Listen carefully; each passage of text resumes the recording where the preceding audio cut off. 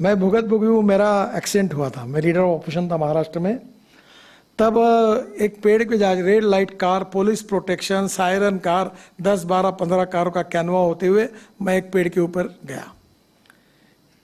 पूरी गाड़ी पेड़ के कारण ट्रक के अंदर घुस गई और वो टायर के कारण बच गया, नहीं तो पूरे कट जाते थे। मेरी पत्नी थी, बच्चे थे, सब एक्सीडेंट हुआ पड़ा।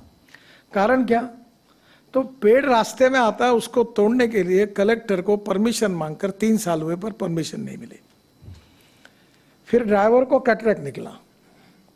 फिर मैंने जब जांच की मेरे पीडब्ल्यू डिपार्टमेंट में, तो 40% ड्राइवर कैटरेक्ट वाले निकले। फिर एक मुख्यमंत्री का गाड़ी का ड्राइवर अनेक सालों से गाड़ी चला रहा था, वो अंधा निकला। फिर एक केंद्रीय मंत्री का ड्राइवर, उसकी एक आंख गई थी। यानी हमारे देश में मेरे समझ में नहीं आता कि इतने सीरियस इश्यू पर कितनी उदासीनता है। और ये मेरे बोलना लोगों के सामने मुझे अच्छा नहीं लगता। और इसलिए स्वाभाविक रूप से फिर कैंप शुरू हुए कैटरेक्ट चेक करने के। टोल नाके पर कैटरेक्ट चेक किया, चश्मे देने की बात हुई। अब हमने ड्राइवर के लिए एसी कैबिन लाई।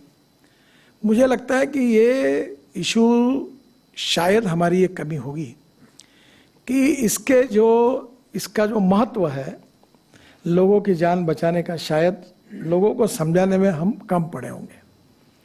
और इसलिए ये अवेयरनेस और तैयार करना होगा। कानून के प्रति डर भी नहीं और सम्मान भी नहीं। और एक बात ये रिपोर्ट के कारण सिद्ध हुई है, तो मैं पीयूष को धन्यवाद दूंगा, कि जो प्रॉब्लम्स है, जो समस्या है, जो ब्लैक स्पॉट्स है, उसको सुधारने के बाद, उसमें कुछ सुधार करने के बाद एक्सीडेंट में और डेथ में कमी आई है। तो इसका मतलब रोड इंजीनियरिंग और ऑटोमोबाइल इंजीनियरिंग में सुधार करने से कमी आ सकती है। अब ऑटोमोबाइल इंजीनियरिंग में तो बहुत सुधार हो गया। सब लोगों ने 6 एयरबैग लगाना भी शुरू कर दिया है। अभी स्टार रेटिंग भी हुआ है। तो नेचुरली ऑटोमोबाइल इंजीनियरिंग में जो जो रोड सेफ्टी के लिए और हमारे लोगों की जान सुरक्षा के लिए वो हो गया है। और अगर कोई सुझाव आएगा तो करेंगे। ट्रक और बसेस में भी बस का कोड था। कोई भी हथौड़ा लेके बस में बैठता था और रोड पर बस बॉडी बनाता था। 6 बार 7 बार मैंने उनको टाइम दिया।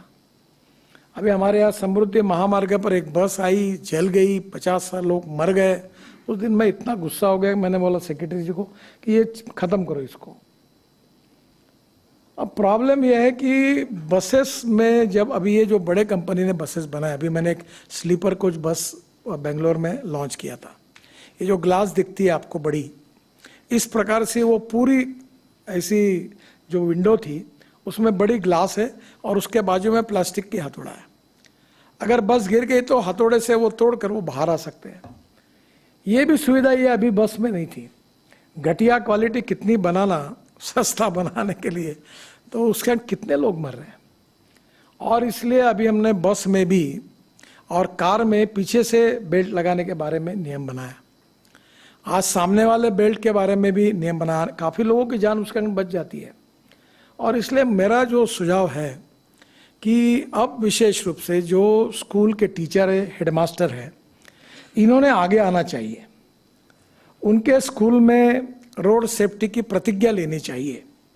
बच्चों को पढ़ाना चाहिए, चाहे इसके कितने डेंजरस है, कैसे लाइफ जा रहे हैं, कितने नुकसान हो रहे हैं, इसके बारे में एक लोगों का एजुकेशन, प्रबोधन, प्रशिक्षण और उसके साथ फिर उसका ट्रेनिंग। तो ये जो जनरेशन तैयार होगी इसका बहुत फायदा होगा।